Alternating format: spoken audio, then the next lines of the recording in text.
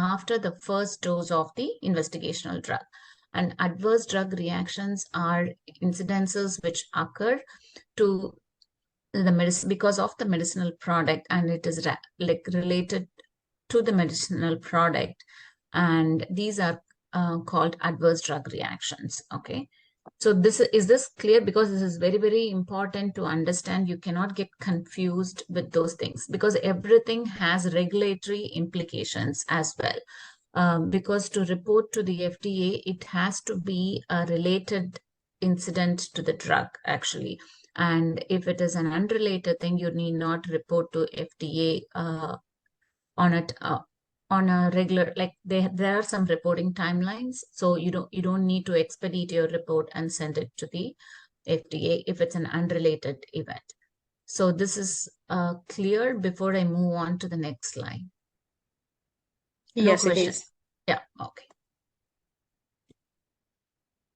So in adverse events, there is something called serious adverse events. Okay, so when you look into the clinical database, right, this topic is very important because I don't want you to get confused when you look into the ECRFs, the electronic case report forms. And when you're cross-verifying and looking at it, like maybe the site reported only one event to the sponsor, and when you go there and look into the CRF, you will see hundreds of events recorded. So I don't want you to get confused, like, what is this? The site did not report. So this makes the difference. This topic will give you a clarity on what will be reported and what will not be reported to the sponsor, and what will be reported in an expedited report and what will be reported in an aggregate report. Just remember these terms, but I will come back to these terms either in today's topic or in Thursday's topic. Okay, don't get really bogged down with all the terminologies I'm giving. I will definitely explain it either in this topic or in the next topic. But just understand there are certain reporting timelines for all these adverse events, and we have to follow the guideline. So once you look into the clinical database and in the adverse event page, when you look at so many adverse events, you need to know to categorize these things, right? Any untoward occurrence is an adverse event, but what adverse events are considered serious? So to consider an adverse event to be a serious adverse event, there are like around 6 criteria. So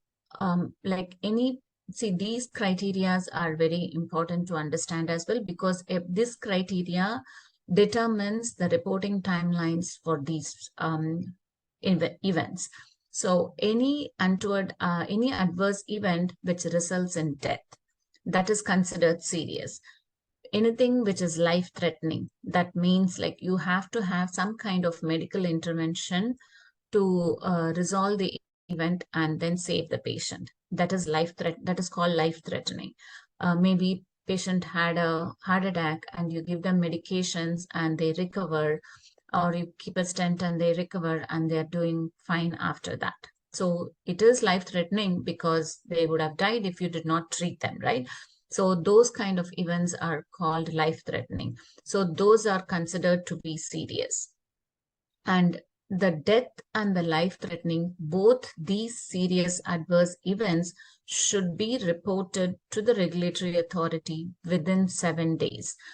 Okay, so that is your reporting timeline. And any kind of adverse event which leads to hospitalization or prolonged hospitalization.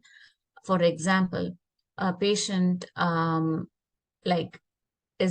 comes to your clinic and they say, I'm like throwing up, I have diarrhea, and they have this dizziness and everything. Then you check the patient, you feel that they are dehydrated, and you admit the patient in the hospital and you give them saline and everything to recover, and then they recover and they are discharged from the hospital the next day.